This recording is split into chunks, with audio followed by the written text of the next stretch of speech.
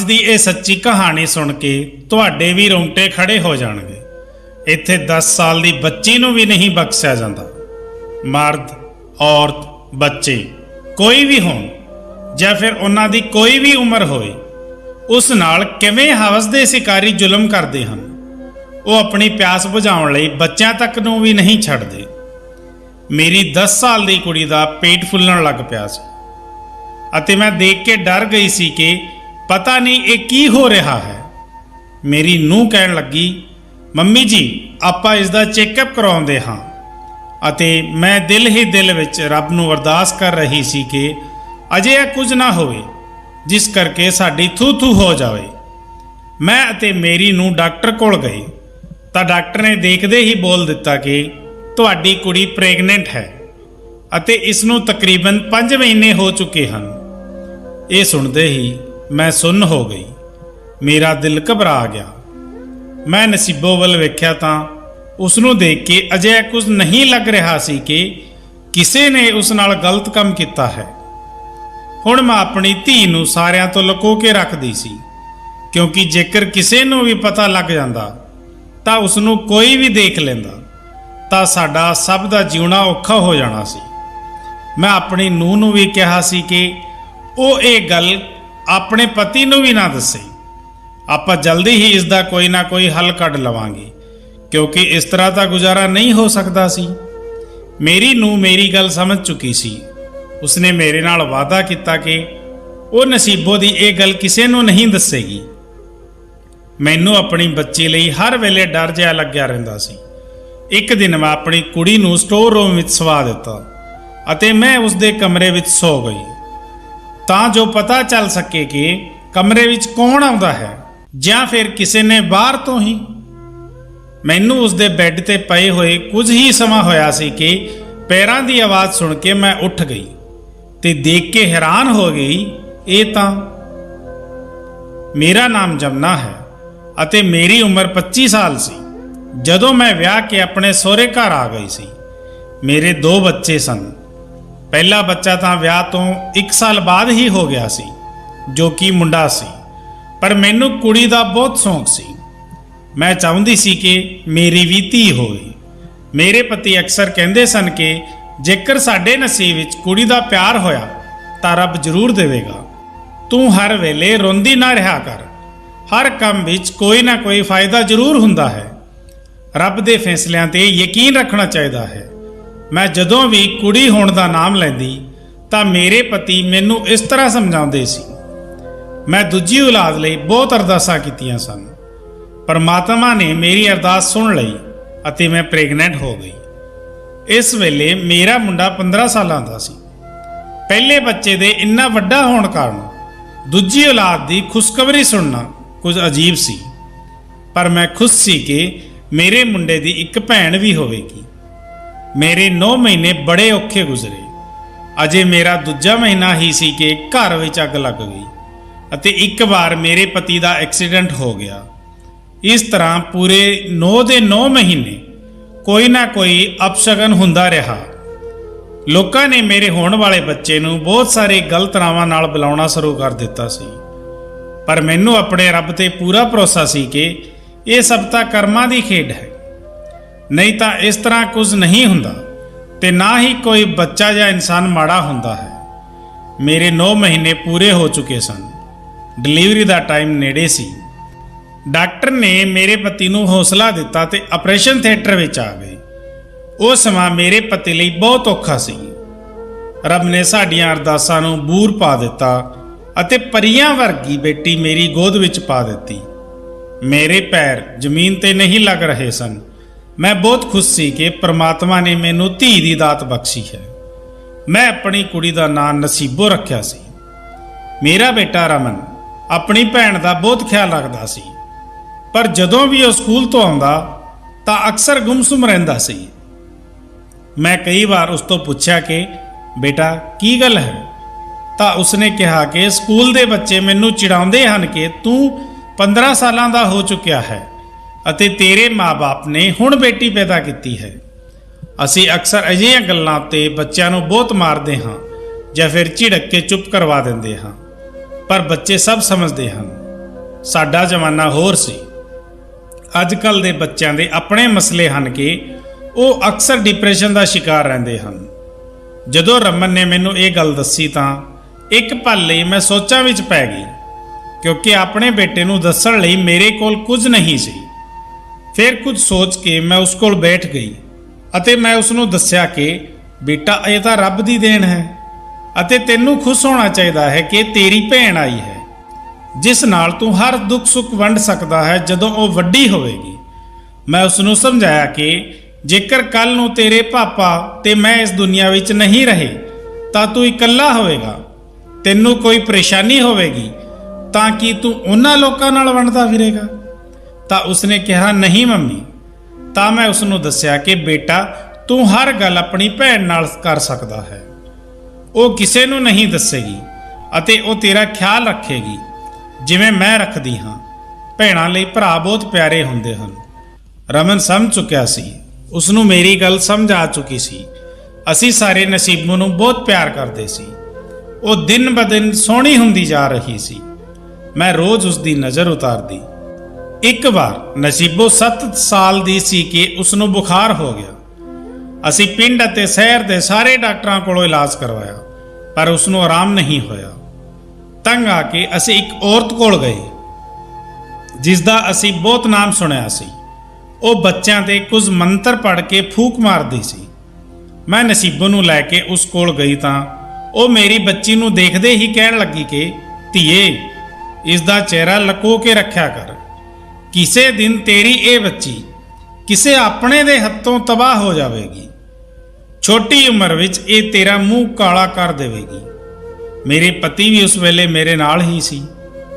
ਉਹ ਸਾਨੂੰ ਦੋਹਾਂ ਨੂੰ ਲੈ ਕੇ ਫੌਰਨ ਘਰ ਆ ਗਏ ਅਤੇ ਮੈਨੂੰ ਬਹੁਤ ਝਿੜਕਿਆ ਕਿ ਮੈਂ ਕਿਹੋ ਜਿਹੇ ਲੋਕਾਂ ਕੋਲ ਉਹਨਾਂ ਦੀ ਬੇਟੀ ਨੂੰ ਲੈ ਕੇ ਜਾ ਰਹੀ ਹਾਂ। ਉਸ ਔਰਤ ਦੀ ਗੱਲ ਸੁਣ ਕੇ ਮੈਂ ਡਰ ਗਈ ਸੀ।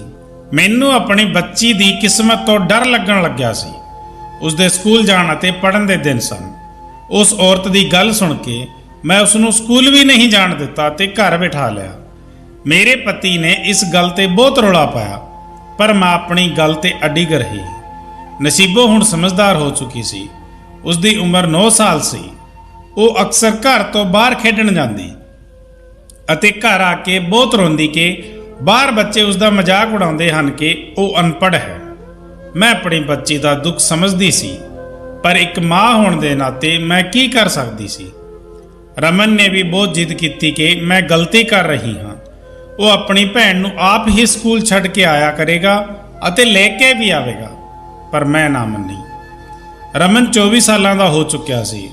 ਉਸਨੇ BA ਤੱਕ ਪੜ੍ਹਾਈ ਕਰ ਲਈ ਸੀ ਅਤੇ ਸ਼ਹਿਰ ਦੇ ਕਿਸੇ ਵੱਡੇ ਆਫਿਸ ਵਿੱਚ ਕੰਮ ਕਰਦਾ ਸੀ। ਕਈ ਵਾਰ ਉਸਦੇ ਲਈ ਰਿਸ਼ਤੇ ਆ ਚੁੱਕੇ ਸਨ, ਪਰ ਮੈਨੂੰ ਅਜੇ ਵੀ ਉਹ ਇੱਕ ਛੋਟਾ ਜਿਹਾ ਰਮਨ ਲੱਗਦਾ ਸੀ। ਕਈ ਵਾਰ ਮੈਨੂੰ ਰਿਸ਼ਤੇਦਾਰਾਂ ਨੇ ਕਿਹਾ ਕਿ ਬੇਟੇ ਦਾ ਵਿਆਹ ਛੇਤੀ ਹੀ ਕਰ ਦਿਓ, ਨਹੀਂ ਤਾਂ ਕਿਤੇ ਅਜਿਹਾ ਨਾ ਹੋਏ ਕਿ ਉਹ ਸ਼ਹਿਰ ਵਿੱਚ ਚੁੱਪਚਾਪ ਹੀ ਤੁਹਾਨੂੰ ਬਿਨਾਂ ਦੱਸੇ ਹੀ ਵਿਆਹ ਕਰਵਾ ਲਵੇ। ਇਹ ਗੱਲ ਸੁਣ ਕੇ ਮੈਂ ਡਰ ਗਈ ਸੀ। ਮੈਂ ਉਸਦੇ ਲਈ ਰਿਸ਼ਤੇ ਲੱਭਣੇ ਸ਼ੁਰੂ ਕਰ ਦਿੱਤੇ ਅਤੇ ਜਦੋਂ ਰਮਨ ਨੂੰ ਪਤਾ ਲੱਗਿਆ ਤਾਂ ਉਸਨੇ ਕਿਹਾ ਕਿ ਮੰਮੀ, ਜਿੱਥੇ ਤੁਸੀਂ ਕਹੋਗੇ ਮੈਂ ਵਿਆਹ ਕਰਵਾ ਲਵਾਂਗਾ। ਮੇਰੇ ਪਤੀ ਦੀ ਸਿਹਤ ਵੀ ਖਰਾਬ ਰਹਿਣ ਲੱਗੀ ਸੀ। ਉਹਨਾਂ ਨੇ ਬੇਟੇ ਦਾ ਰਿਸ਼ਤਾ ਨੇੜੇ ਦੇ ਪਿੰਡ ਵਿੱਚ ਹੀ ਤੈਅ ਕਰ ਦਿੱਤਾ ਸੀ। ਕੁੜੀ ਪੜ੍ਹੀ ਲਿਖੀ ਨਹੀਂ ਸੀ। ਮੈਂ ਜਦੋਂ ਮਨਾ ਕੀਤਾ ਤਾਂ ਉਹਨਾਂ ਨੇ ਕਿਹਾ ਕਿ ਮੈਂ ਹੁਣ ਜਵਾਨ ਦੇ ਚੁੱਕਿਆ ਹਾਂ ਅਤੇ ਚੰਗੀ ਕੁੜੀ ਹੈ, ਸਾਡੀ ਸੇਵਾ ਕਰੇਗੀ ਅਤੇ ਰਮਨ ਨੂੰ ਵੀ ਖੁਸ਼ ਰੱਖੇਗੀ। ਤੈਨੂੰ ਕਿਸ ਗੱਲ ਦਾ ਡਰ ਹੈ? ਨਸੀਬੋ ਭਾਬੀ ਦੇ ਵਿਆਹ ਬਾਰੇ ਸੁਣ ਕੇ ਬਹੁਤ ਖੁਸ਼ ਹੋ ਗਈ ਸੀ। ਇਸ ਵੇਲੇ ਉਹ 9 ਸਾਲ ਦੀ ਸੀ ਜਦੋਂ ਅਸੀਂ ਰਮਨ ਦਾ ਵਿਆਹ ਕਰ ਦਿੱਤਾ ਅਤੇ ਸਿੰਮੀ ਨੂੰ ਨੂੰਹ ਬਣਾ ਕੇ ਘਰ ਲੈ ਆਏ। ਵਿਆਹ ਦੇ 3 ਮਹੀਨਿਆਂ ਵਿੱਚ ਹੀ ਉਹ ਸਾਡਾ ਸਭ ਦਾ ਦਿਲ ਜਿੱਤ ਚੁੱਕੀ ਸੀ। ਮੈਂ ਤਾਂ ਉਸ ਨੂੰ ਦੁਆਵਾਂ ਦਿੰਦੀ ਨਹੀਂ ਥੱਕਦੀ ਸੀ ਕਿ ਰੱਬ ਨੇ ਸਾਨੂੰ ਇੰਨੀ ਚੰਗੀ ਨੂੰਹ ਦਿੱਤੀ ਹੈ। ਨਸੀਬੋ ਹਰ ਵੇਲੇ ਭਾਬੀ ਭਾਬੀ ਕਰਦੀ ਰਹਿੰਦੀ ਸੀ। ਸਿੰਮੀ ਦੇ ਆਉਣ ਤੋਂ ਬਾਅਦ ਵੀ ਰਮਨ ਨਸੀਬੋ ਨੂੰ ਜ਼ਿਆਦਾ ਸਮਾਂ ਦਿੰਦਾ ਸੀ, ਜਿਵੇਂ ਵਿਆਹ ਤੋਂ ਪਹਿਲਾਂ ਦਿੰਦਾ ਹੁੰਦਾ ਸੀ। ਸਿੰਮੀ ਇਸ ਗੱਲ ਦੀ ਨਾਰਾਜ਼ਗੀ ਜ਼ਾਹਿਰ ਤਾਂ ਨਹੀਂ ਕਰਦੀ ਸੀ, ਪਰ ਮੈਂ ਇਹ ਗੱਲ ਉਸਦੇ ਚਿਹਰੇ ਤੋਂ ਪੜ੍ਹ ਚੁੱਕੀ ਸੀ। ਮੈਂ ਰਮਨ ਨੂੰ ਇਹ ਗੱਲ ਸਮਝਾਈ ਕਿ ਬੇਟਾ, ਇਸ ਗੱਲ ਦਾ ਖਿਆਲ ਰੱਖਿਆ ਕਰ, ਪਤਨੀ ਅਤੇ ਭੈਣਾਂ ਦੋਨਾਂ ਨੂੰ ਇੱਕ ਬਰਾਬਰ ਸਮਾਂ ਦਿਆ ਕਰ। ਬੇਟੇ ਦੇ ਵਿਆਹ ਨੂੰ 8 ਮਹੀਨੇ ਹੋ ਚੁੱਕੇ ਸਨ, ਪਰ ਮੈਂ ਨੋਟ ਕੀਤਾ ਕਿ ਮੇਰੀ ਨੂੰਹ ਦਾ ਆਪਣੇ ਪੇਕੇ ਆਉਣਾ ਜਾਣਾ ਬਹੁਤ ਸੀ। ਉਹ ਹਫ਼ਤੇ ਵਿੱਚ 2 ਵਾਰ ਆਪਣੇ ਪੇਕੇ ਘਰ ਚੱਕਰ ਲਗਾਉਂਦੀ ਸੀ, ਜੋ ਮੈਨੂੰ ਬਿਲਕੁਲ ਵੀ ਪਸੰਦ ਨਹੀਂ ਸੀ। ਮੈਂ ਨੂੰਹ ਨੂੰ ਮਨਾ ਕੀਤਾ ਤਾਂ ਉਸਨੇ ਕਿਹਾ, ਮੰਮੀ ਜੀ, ਨੇੜੇ ਦੇ ਪਿੰਡ ਵਿੱਚ ਵਿਆਹ ਕਰਾਉਣ ਦਾ ਇਹੀ ਤਾਂ ਫਾਇਦਾ ਹੈ, ਜਦੋਂ ਮਰਜ਼ੀ ਆਪਣੇ ਮਾਂ-ਬਾਪ ਨੂੰ ਮਿਲਣ ਚਲੇ ਜਾਓ। ਉਸ ਦੀ ਗੱਲ ਸੁਣ ਕੇ ਮੈਂ ਹੈਰਾਨ ਰਹਿ ਗਈ। ਉਸ ਦੇ ਗੱਲ ਕਰਨ ਦਾ ਢੰਗ ਮੈਨੂੰ ਬਿਲਕੁਲ ਵੀ ਪਸੰਦ ਨਹੀਂ ਆਇਆ। ਮੈਨੂੰ ਲੱਗਦਾ ਸੀ ਜਿਵੇਂ ਮੈਂ ਕੁਝ ਜ਼ਿਆਦਾ ਹੀ ਸੋਚ ਰਹੀ ਹਾਂ। ਇੱਕ ਦਿਨ ਮੁਹੱਲੇ ਵਿੱਚ ਕਿਸੇ ਦੇ ਘਰ ਕਿਸੇ ਦੇ ਬੱਚੇ ਦੇ ਜਨਮ ਦਿਨ ਦੀ ਪਾਰਟੀ ਸੀ ਤਾਂ ਮੈਂ ਉੱਥੇ ਚਲੀ ਗਈ। ਮੈਨੂੰ ਇੱਕ ਗਲੀ ਦੀ ਔਰਤ ਨੇ ਕਿਹਾ, ਜਮਨਾ, ਤੇਰੀ ਨੂੰ ਪਿੰਡ ਦੇ ਲੰਬੜਦਾਰ ਦੇ ਘਰ ਕਿਉਂ ਜਾਂਦੀ ਹੈ? ਤੈਨੂੰ ਪਤਾ ਨਹੀਂ ਉਹ ਲੋਕ ਕਿੰਨੇ ਖਤਰਨਾਕ ਹਨ? ਪੂਰੇ ਪਿੰਡ ਵਿੱਚ ਉਹਨਾਂ ਦੀ ਦਹਿਸ਼ਤ ਹੈ। ਤੂੰ ਉਸ ਨੂੰ ਮਨਾ ਕਿਉਂ ਨਹੀਂ ਕਰਦੀ? ਇਹ ਗੱਲ ਸੁਣ ਕੇ ਮੈਂ ਡਰ ਗਈ, ਕਿਉਂਕਿ ਨੂੰਹ ਨੇ ਤਾਂ ਕਦੇ ਵੀ ਲੰਬੜਦਾਰਾਂ ਦੇ ਘਰ ਜਾਣ ਦਾ ਜ਼ਿਕਰ ਮੇਰੇ ਸਾਹਮਣੇ ਨਹੀਂ ਕੀਤਾ ਸੀ। ਘਰ ਆ ਕੇ ਵੀ ਮੈਂ ਇਹੀ ਗੱਲ ਸੋਚਦੀ ਰਹੀ। ਨਸੀਬੋ ਵੀ ਉਹਨਾਂ ਦਿਨਾਂ ਵਿੱਚ ਕੁਝ ਚੁੱਪ ਜਿਹੀ ਰਹਿਣ ਲੱਗੀ ਸੀ। ਉਸ ਦਾ ਰੰਗ ਪੀਲਾ ਪੈਣ ਲੱਗਿਆ ਸੀ। ਆਪਣੀ ਧੀ ਨੂੰ ਇਸ ਤਰ੍ਹਾਂ ਦੇਖ ਕੇ ਮੈਂ ਪਰੇਸ਼ਾਨ ਸੀ ਅਤੇ ਜਦੋਂ ਮੈਂ ਡਾਕਟਰ ਕੋਲ ਜਾਣਾ ਚਾਹਿਆ ਤਾਂ ਨੂੰਹ ਨੇ ਮੈਨੂੰ ਰੋਕ ਦਿੱਤਾ। ਮੰਮੀ ਜੀ, ਖਾਣ ਪੀਣ ਦੀ ਹੀ ਕਮੀ ਹੈ। 7-8 ਦਿਨ ਤੱਕ ਆਪਣੀ ਨਨਾਣ ਨੂੰ ਵਧੀਆ ਖਾਣਾ ਬਣਾ ਕੇ ਖਵਾਵਾਂਗੀ ਤਾਂ ਦੇਖਿਓ ਕਿਵੇਂ ਠੀਕ ਹੁੰਦੀ ਹੈ। ਮੈਂ ਉਸ ਦੀ ਗੱਲ ਸੁਣ ਕੇ ਸੰਤੁਸ਼ਟ ਹੋ ਗਈ। ਨਸੀਬੋ ਨੂੰ ਪਿਛਲੇ 7 ਦਿਨਾਂ ਤੋਂ ਤਾਕਤ ਦੀਆਂ ਚੀਜ਼ਾਂ ਖਿਲਾ ਰਹੀ ਸੀ, ਪਰ ਉਹ ਸੀ ਕਿ ਸੁੱਕ ਕੇ ਦਿਨ ਬ ਦਿਨ ਕੰਡਾ ਹੁੰਦੀ ਜਾ ਰਹੀ ਸੀ। ਮੇਰੀ ਨੂੰ ਮੈਨੂੰ ਪੁੱਛ ਕੇ ਉਸ ਨੂੰ ਆਪਣੇ ਘਰ ਲੈ ਗਈ। ਮੰਮੀ, ਇਸ ਦਾ ਉੱਥੇ ਦਿਲ ਲੱਗ ਜਾਵੇਗਾ। ਮੈਂ ਉਹਨਾਂ ਨੂੰ ਜਾਣ ਦੀ ਇਜਾਜ਼ਤ ਦੇ ਦਿੱਤੀ। ਨਸੀਬੋ ਬਹੁਤ ਸੋਹਣੀ ਸੀ, ਪਰ ਹੁਣ ਉਸ ਨੂੰ ਦੇਖ ਕੇ ਕੋਈ ਵੀ ਨਹੀਂ ਕਹਿ ਸਕਦਾ ਸੀ ਕਿ ਇਹ ਪਹਿਲਾਂ ਵਾਲੀ ਨਸੀਬੋ ਹੈ। ਦਿਨ ਲੰਘਦੇ ਜਾ ਰਹੇ ਸਨ, ਪਰ ਉਸ ਦੀ ਸਿਹਤ ਵਿੱਚ ਕੁਝ ਫਰਕ ਨਾ ਆਇਆ। ਮੈਂ ਆਪਣੇ ਪਤੀ ਨੂੰ ਇਸ ਬਾਰੇ ਦੱਸਿਆ ਤਾਂ ਉਹਨਾਂ ਨੇ ਕਿਹਾ ਕਿ ਸ਼ਹਿਰ ਲੈ ਚੱਲਦੇ ਹਾਂ, ਜਿਸ ਦਿਨ ਰਮਨ ਆਵੇਗਾ। ਰਮਨ ਹੁਣ ਹਫ਼ਤੇ 10 ਦਿਨ ਬਾਅਦ ਘਰ ਆਉਣ ਲੱਗਿਆ ਸੀ। ਆਫਿਸ ਵਿੱਚ ਸ਼ਾਇਦ ਕੰਮ ਵੱਧ ਚੁੱਕਿਆ ਸੀ। ਨਸੀਬੋ ਦਾ ਜਨਮ ਦਿਨ ਸੀ।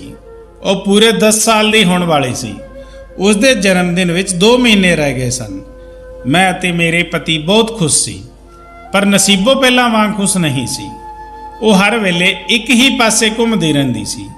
ਕੋਈ ਗੱਲ ਕਰਦੇ ਤਾਂ ਉਹ ਸੁਣਿਆ ਵਾਂਗ ਸੁਣਦੀ ਰਹਿੰਦੀ ਸੀ। ਮੈਂ ਕਈ ਵਾਰ ਦੇਖਿਆ ਕਿ ਮੇਰੀ ਨੂੰ ਉਸ ਨੂੰ ਸਟੋਰ ਰੂਮ ਵਿੱਚ ਲੈ ਜਾਂਦੀ ਅਤੇ ਬਹੁਤ ਦੇਰ ਬਾਅਦ ਉੱਥੋਂ ਨਿਕਲਦੀ। ਇੱਕ ਦਿਨ ਜਦੋਂ ਮੈਂ ਨੂੰਹ ਤੋਂ ਪੁੱਛਿਆ ਤਾਂ ਕਹਿਣ ਲੱਗੀ, ਮੰਮੀ, ਮੈਂ ਤਾਂ ਧਿਆਨ ਵਟਾਉਣ ਲਈ ਇਸ ਨੂੰ ਪੁਰਾਣੀਆਂ ਚੀਜ਼ਾਂ ਦਿਖਾਉਂਦੀ ਹਾਂ। ਮੇਰਾ ਦਿਲ ਹਰ ਵੇਲੇ ਘਬਰਾਉਂਦਾ ਰਹਿੰਦਾ ਸੀ। ਨਸੀਬੋ ਦਾ ਢਿੱਡ ਵੀ ਵੱਡਾ ਹੁੰਦਾ ਜਾ ਰਿਹਾ ਸੀ। ਦੇਖਣ ਵਾਲਿਆਂ ਨੂੰ ਲੱਗਦਾ ਜਿਵੇਂ ਉਹ ਪ੍ਰੈਗਨੈਂਟ ਹੋ ਚੁੱਕੀ ਹੈ ਅਤੇ ਉਸ ਨੂੰ 7ਵਾਂ-8ਵਾਂ ਮਹੀਨਾ ਲੱਗਿਆ ਹੈ। ਮੈਂ ਆਪਣੀ ਨੂੰਹ ਨੂੰ ਕਿਹਾ ਕਿ ਤੂੰ ਨਸੀਬੋ ਨੂੰ ਅਕਸਰ ਆਪਣੇ ਘਰ ਲੈ ਕੇ ਜਾਂਦੀ ਹੈ, ਕੀ ਉੱਥੇ ਕੁਝ ਹੋਇਆ ਹੈ?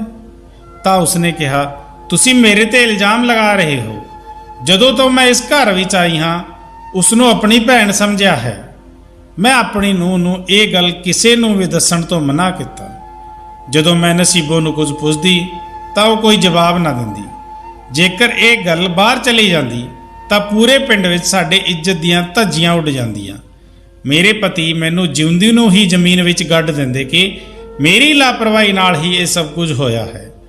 ਮੈਂ ਅਤੇ ਨੂੰ ਉਸ ਨੂੰ ਰਾਤ ਨੂੰ ਲੁਕੋ ਕੇ ਡਾਕਟਰ ਕੋਲ ਲੈ ਗਏ ਤਾਂ ਉਸ ਡਾਕਟਰ ਨੇ ਦੇਖਦੇ ਹੀ ਅਜਿਹਾ ਰਾਜ਼ ਖੋਲ੍ਹਿਆ ਕਿ ਮੈਂ ਤਾਂ ਉੱਥੇ ਹੀ ਢਹਿਰ ਹੋ ਗਈ। ਉਸਨੇ ਕਿਹਾ, ਤੁਹਾਡੀ ਬੇਟੀ ਪ੍ਰੈਗਨੈਂਟ ਹੈ ਅਤੇ 1 ਮਹੀਨੇ ਵਿੱਚ ਬੱਚੇ ਨੂੰ ਜਨਮ ਦੇਣ ਵਾਲੀ ਹੈ। ਮੈਂ ਡਾਕਟਰ ਨੂੰ ਕਿਹਾ ਕਿ ਤੁਸੀਂ ਇੱਕ ਵਾਰ ਟੈਸਟ ਤਾਂ ਕਰ ਲਓ। ਤਾਂ ਉਹ ਗੁੱਸੇ ਵਿੱਚ ਆ ਕੇ ਬੋਲੀ ਕਿ ਤੁਹਾਨੂੰ ਮੇਰੀ ਗੱਲ ਤੇ ਯਕੀਨ ਨਹੀਂ ਹੈ। ਡਾਕਟਰ ਤੁਸੀਂ ਹੋ ਜਾਂ ਮੈਂ? ਤੁਹਾਡੀ ਬੱਚੀ ਪ੍ਰੈਗਨੈਂਟ ਹੈ। ਪਹਿਲਾਂ ਧਿਆਨ ਨਹੀਂ ਦਿੰਦੇ, ਜਦ ਔਲਾਦ ਅਜਿਹਾ ਚੰਨ ਚੜਾ ਦਿੰਦੀ ਹੈ ਤੇ ਫਿਰ ਡਾਕਟਰਾਂ ਨੂੰ ਝੂਠਾ ਕਹਿੰਦੇ ਹੋ। ਡਾਕਟਰ ਇਹ ਗੱਲ ਕਹਿ ਕੇ ਚਲੀ ਗਈ। ਨਸੀਬੋ ਨੂੰ ਮੈਂ ਅਤੇ ਨੂੰ ਘਰ ਲੈ ਆਏ ਅਤੇ ਉਸ ਤੋਂ ਬਾਅਦ ਉਹ ਜ਼ਿਆਦਾਤਰ ਕਮਰੇ ਵਿੱਚ ਹੀ ਰਹਿੰਦੀ ਸੀ। ਰਮਨ ਅਤੇ ਉਸਦੇ ਪਾਪਾ ਜਦੋਂ ਵੀ ਨਸੀਬੋ ਬਾਰੇ ਪੁੱਛਦੇ ਤਾਂ ਮੈਂ ਝੂਠ ਬੋਲ ਦਿੰਦੀ ਕਿ ਉਹ ਮਾਸੀ ਦੇ ਘਰ ਰਹਿਣ ਗਈ ਹੈ। ਮੇਰੀ ਨੂੰ ਬਹੁਤ ਖੁਸ਼ ਸੀ ਕਿਉਂਕਿ ਰਮਨ ਉਸ ਨੂੰ ਸ਼ਹਿਰ ਲੈ ਕੇ ਜਾਣ ਵਾਲਾ ਸੀ। ਉਸਨੇ ਕਿਹਾ, ਹੁਣ ਇਸ ਤਰ੍ਹਾਂ ਮੇਰਾ ਗੁਜ਼ਾਰਾ ਨਹੀਂ ਹੁੰਦਾ। ਸਿਮੀ ਨੂੰ ਮੈਂ ਸ਼ਹਿਰ ਲੈ ਕੇ ਜਾਵਾਂਗਾ। ਕੁਝ ਦਿਨਾਂ ਬਾਅਦ ਤੁਹਾਨੂੰ ਮਿਲਣ ਆਉਂਦਾ ਰਹਾਂਗਾ। ਮੈਂ ਤਾਂ ਰੋ ਰਹੀ ਸੀ ਕਿ ਬੇਟਾ ਨੂੰਹ ਨੂੰ ਲੈ ਕੇ ਅਲੱਗ ਹੋ ਜਾਵੇਗਾ। ਮੇਰੀ ਬੱਚੀ ਨੂੰ ਵੀ ਪਤਾ ਨਹੀਂ ਕਿਸ ਦੀ ਨਜ਼ਰ ਲੱਗ ਗਈ ਸੀ। ਮੈਂ ਬਹੁਤ ਪਰੇਸ਼ਾਨ ਸੀ। ਉਸ ਦਿਨ ਮੈਂ ਸੌਣ ਲਈ ਲੇਟੀ ਤਾਂ ਇੱਕਦਮ ਮੈਨੂੰ ਉਸ ਔਰਤ ਦੀ ਯਾਦ ਆ ਗਈ ਜਿਸ ਤੋਂ ਨਸੀਬੋ ਦੇ ਬੁਖਾਰ ਨੂੰ ਆਰਾਮ ਹੋਇਆ ਸੀ, ਜਿਸ ਨੇ ਮੈਨੂੰ ਕਿਹਾ ਸੀ ਕਿ ਆਪਣੀ ਬੇਟੀ ਨੂੰ ਲੁਕੋ ਕੇ ਰੱਖਾਂ, ਨਹੀਂ ਤਾਂ ਇਹੀ ਔਲਾਦ ਮੇਰਾ ਮੂੰਹ ਕਾਲਾ ਕਰਵਾਏਗੀ। ਉਸ ਔਰਤ ਦੀ ਗੱਲ ਬਿਲਕੁਲ ਸੱਚ ਸੀ। ਜਿਸ ਔਲਾਦ ਲਈ ਮੈਂ ਇੰਨੀਆਂ ਅਰਦਾਸਾਂ ਕੀਤੀਆਂ, ਉਹੀ ਬੁਢਾਪੇ ਵਿੱਚ ਮੇਰੀ ਬਦਨਾਮੀ ਦਾ ਕਾਰਨ ਬਣ ਰਹੀ ਸੀ। ਸਵੇਰੇ ਨਾਸ਼ਤਾ ਕਰਨ ਤੋਂ ਬਾਅਦ ਮੈਂ ਨੂੰਹ ਨੂੰ ਝੂਠ ਬੋਲ ਕੇ ਉਸ ਔਰਤ ਕੋਲ ਗਈ। ਹੋ ਸਕਦਾ ਹੈ ਕਿਸੇ ਤਰ੍ਹਾਂ ਮੇਰੀ ਧੀ ਇਸ ਮੁਸ਼ਕਲ ਤੋਂ ਬਾਹਰ ਨਿਕਲ ਜਾਵੇ, ਪਰ ਮੈਨੂੰ ਉਸ ਦੇ ਪਿੰਡ ਆ ਕੇ ਪਤਾ ਲੱਗਿਆ ਕਿ ਉਹ ਤਾਂ ਦੂਸਰੇ ਪਿੰਡ ਜਾ ਚੁੱਕੀ ਹੈ।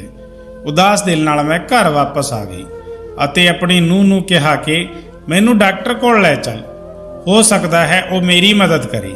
ਮੈਂ ਤੈਨੂੰ ਜਦੋਂ ਡਾਕਟਰ ਕੋਲ ਆਈ ਤਾਂ ਉਸਨੇ ਮੇਰੀ ਬੇਟੀ ਦਾ ਅਬੋਰਸ਼ਨ ਕਰਨ ਤੋਂ ਸਾਫ਼ ਮਨਾ ਕਰ ਦਿੱਤਾ ਤੇ ਕਿਹਾ ਕਿ ਇਹ ਗੈਰ ਕਾਨੂੰਨੀ ਕੰਮ ਹੈ ਅਤੇ ਦੂਜਾ ਇਸ ਵਿੱਚ ਤੁਹਾਡੀ ਬੇਟੀ ਦੀ ਜਾਨ ਨੂੰ ਖਤਰਾ ਹੈ। ਉਹ ਹਲੇ ਬਹੁਤ ਛੋਟੀ ਹੈ। ਮੈਨੂੰ ਸਮਝ ਨਹੀਂ ਆ ਰਿਹਾ ਸੀ ਕਿ ਕਿੱਥੇ ਜਾ ਕੇ ਆਪਣੀ ਔਲਾਦ ਦੀਆਂ ਖੁਸ਼ੀਆਂ ਮੰਗਾਂ। ਮੈਂ ਦੁਬਾਰਾ ਫਿਰ ਉਸ ਔਰਤ ਕੋਲ ਗਈ ਅਤੇ ਪ੍ਰਮਾਤਮਾ ਦੀ ਕਿਰਪਾ ਨਾਲ ਦੂਜੇ ਪਿੰਡ ਵਿੱਚ ਉਹ ਮੈਨੂੰ ਮਿਲ ਗਈ।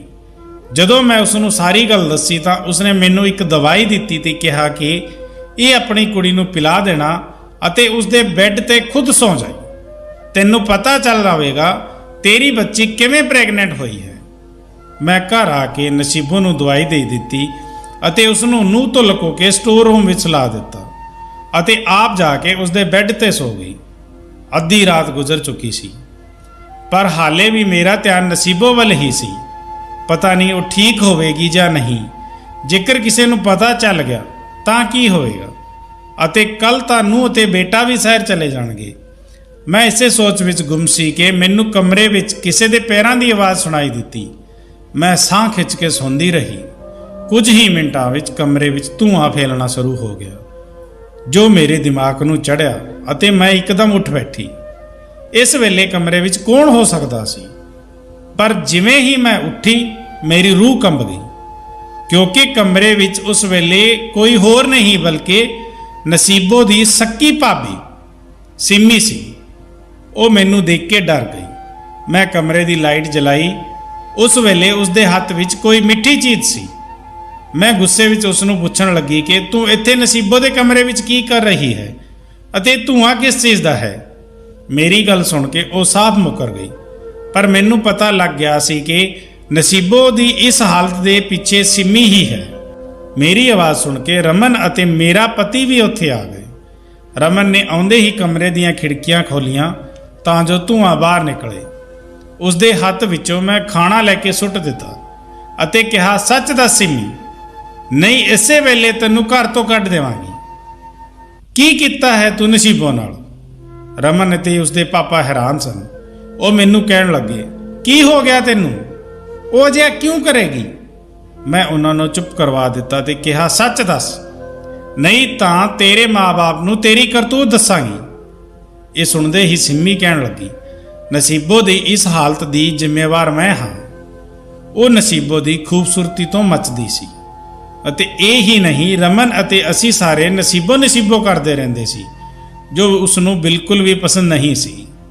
ਉਹ ਲੰਬੜਦਾਰਾਂ ਦੇ ਘਰ ਨਸੀਬੋ ਲਈ ਕੋਈ ਗਲਤ ਦਵਾਈ ਲੈਣ ਜਾਂਦੀ ਸੀ ਅਤੇ ਉਹ ਧੂੰਆਂ ਰੋਜ਼ ਰਾਤ ਨੂੰ ਉਸ ਦੇ ਕਮਰੇ ਵਿੱਚ ਕਰਦੀ ਸੀ, ਜਿਸ ਨਾਲ ਨਸੀਬੋ ਬਿਮਾਰ ਹੋ ਜਾਵੇ, ਉਸ ਦੇ ਸਰੀਰ ਦੇ ਅੰਗ ਖਰਾਬ ਹੋ ਜਾਣ, ਫੇਫੜੇ ਫੁੱਲ ਜਾਣ। ਮੈਨੂੰ ਉਸ ਔਰਤ ਦੀ ਗੱਲ ਯਾਦ ਆ ਗਈ ਜਿਸ ਨੇ ਮੈਨੂੰ ਕਿਹਾ ਸੀ ਕਿ ਉਸਨੇ ਸਿੰਮੀ ਨੂੰ ਕਈ ਵਾਰ ਲੰਬੜਦਾਰਾਂ ਦੇ ਘਰ ਜਾਂਦੇ ਹੋਏ ਦੇਖਿਆ ਹੈ, ਪਰ ਮੇਰੀ ਨੂੰਹ ਨੇ ਮੈਨੂੰ ਝੂਠ ਬੋਲਿਆ ਸੀ।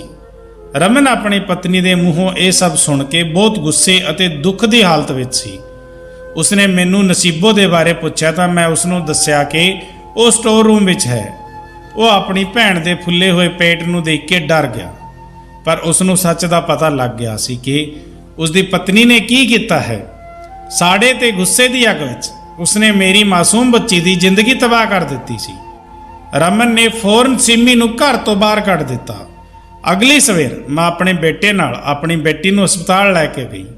ਡਾਕਟਰ ਨੇ ਦੱਸਿਆ ਕਿ ਇਸ ਨੂੰ ਕੋਈ ਜ਼ਹਿਰੀਲੀ ਚੀਜ਼ ਦਿੱਤੀ ਜਾਂਦੀ ਰਹੀ ਹੈ, ਜਿਸ ਨਾਲ ਇਸ ਦਾ ਸਰੀਰ ਫੁੱਲ ਗਿਆ ਹੈ। ਪਰ ਤੁਸੀਂ ਚਿੰਤਾ ਨਾ ਕਰੋ, ਤੁਹਾਡੀ ਬੱਚੀ ਠੀਕ ਹੋ ਜਾਵੇਗੀ। ਨਸੀਬੋ ਦਾ ਇਲਾਜ ਚੱਲ ਰਿਹਾ ਹੈ। ਮੇਰੇ ਪਤੀ ਨੂੰ ਲੱਗਦਾ ਹੈ ਕਿ ਇਹ ਸਭ ਉਹਨਾਂ ਦੇ ਕਾਰਨ ਹੋਇਆ ਹੈ। ਜੇਕਰ ਉਹ ਉਸ ਕੁੜੀ ਨੂੰ ਆਪਣੇ ਘਰ ਦੀ ਨੂੰਹ ਨਾ ਬਣਾਉਂਦੇ, ਅੱਜ ਉਹਨਾਂ ਦੀ ਕੁੜੀ ਠੀਕ ਹੁੰਦੀ। ਨਸੀਬੋ ਦਾ 2 ਮਹੀਨੇ ਤੋਂ ਇਲਾਜ ਹੋ ਰਿਹਾ ਸੀ ਅਤੇ ਮੈਂ ਉਸ ਡਾਕਟਰਨੀ ਕੋਲ ਗਈ ਜਿਸ ਨੇ ਬਿਨਾਂ ਟੈਸਟ ਕੀਤੇ ਮੇਰੀ ਬੇਟੀ ਤੇ ਇਲਜ਼ਾਮ ਲਗਾ ਦਿੱਤਾ ਸੀ। ਮੈਂ ਉਸ ਨੂੰ ਖੂਬ ਖਰੀਆਂ ਖੋਟੀਆਂ ਸੁਣਾਈਆਂ ਕਿ ਤੇਰੇ ਵਰਗੇ ਡਾਕਟਰਾਂ ਕਰਕੇ ਹੀ ਲੋਕਾਂ ਦੀਆਂ ਜ਼ਿੰਦਗੀਆਂ ਖਤਮ ਹੁੰਦੀਆਂ ਹਨ। ਜੇਕਰ ਤੂੰ ਉਸ ਵੇਲੇ ਟੈਸਟ ਕਰ ਲੈਂਦੀ ਤਾਂ ਸ਼ਾਇਦ ਮੇਰੀ ਬੱਚੀ ਦੀ ਇਹ ਹਾਲਤ ਨਾ ਹੁੰਦੀ। ਉਸਨੇ ਮੇਰੇ ਤੋਂ ਮਾਫੀ ਮੰਗੀ। ਨਸੀਬੋ ਆਪਣੀ ਹਾਲਤ ਦੇਖ ਕੇ ਡਰ ਚੁੱਕੀ ਸੀ, ਜਿਸ ਦਾ ਸਿੱਧਾ ਅਸਰ ਉਸਦੇ ਦਿਮਾਗ ਤੇ ਹੋਇਆ ਸੀ ਅਤੇ ਉਹ ਕਿਸੇ ਨਾਲ ਗੱਲ ਨਹੀਂ ਕਰਦੀ ਸੀ। ਮੈਂ ਉਸ ਔਰਤ ਕੋਲੋਂ ਵੀ ਨਸੀਬੋ ਦਾ ਇਲਾਜ ਜਾਰੀ ਰੱਖਿਆ। ਮੇਰੀ ਨੂੰ ਈਰਖਾ ਦੀ ਅੱਗ ਵਿੱਚ ਇਸ ਹੱਦ ਤੱਕ ਅੰਨੀ ਹੋ ਚੁੱਕੀ ਸੀ ਕਿ ਉਸ ਨੂੰ ਮੇਰੀ ਬੇਟੀ ਦੀ ਮਾਸੂਮੀਅਤ ਵੀ ਨਜ਼ਰ ਨਹੀਂ ਆਈ। ਇੱਕ 10 ਸਾਲ ਦੀ ਬੱਚੀ ਤੋਂ ਉਸ ਨੂੰ ਕੀ ਖਤਰਾ ਹੋ ਸਕਦਾ ਸੀ? ਉਹ ਤਾਂ ਸਾਰਾ ਦਿਨ ਭਾਬੀ ਭਾਬੀ ਕਰਦੀ ਨਹੀਂ ਥੱਕਦੀ ਸੀ। ਮੈਂ ਤੇ ਮੇਰਾ ਪਤੀ ਨੂੰ ਮਾਫ ਕਰ ਚੁੱਕੇ ਸੀ, ਪਰ ਮੇਰਾ ਬੇਟਾ ਉਸ ਨੂੰ ਮਾਫ ਕਰਨ ਨੂੰ ਤਿਆਰ ਨਹੀਂ ਸੀ। ਇਸ ਤਰ੍ਹਾਂ ਸਾੜੇ ਅਤੇ ਬਦਲੇ ਨਾਲ ਅਸੀਂ ਕਦੇ ਵੀ ਕਿਸੇ ਦਾ ਦਿਲ ਨਹੀਂ ਜਿੱਤ ਸਕਦੇ, ਬਲਕਿ ਦਿਲਾਂ ਤੋਂ ਉਤਰ ਜਾਂਦੇ ਹਾਂ। ਜਿਵੇਂ ਮੇਰੀ ਨੂੰਹ ਉਤਰ ਗਈ ਸੀ, ਉਸ ਦੀ ਗਲਤੀ ਨੂੰ ਅਸੀਂ ਮਾਫ ਤਾਂ ਕਰ ਦਿੱਤਾ ਕਿਉਂਕਿ ਉਹ ਮੇਰੇ ਬੇਟੇ ਦੇ ਬੱਚੇ ਦੀ ਮਾਂ ਬਣ ਚੁੱਕੀ ਸੀ, ਪਰ ਦਿਲਾਂ ਵਿੱਚ ਆਈ ਨਫ਼ਰਤ ਨੂੰ ਕੋਈ ਖਤਮ ਨਹੀਂ ਕਰ ਸਕਦਾ। ਇਸ ਲਈ ਕਦੇ ਵੀ ਕਿਸੇ ਦਾ ਘਰ ਬਰਬਾਦ ਕਰਕੇ ਉਸ ਤੇ ਆਪਣੇ ਘਰ ਦੀ ਨੀਂਹ ਨਾ ਰੱਖੋ।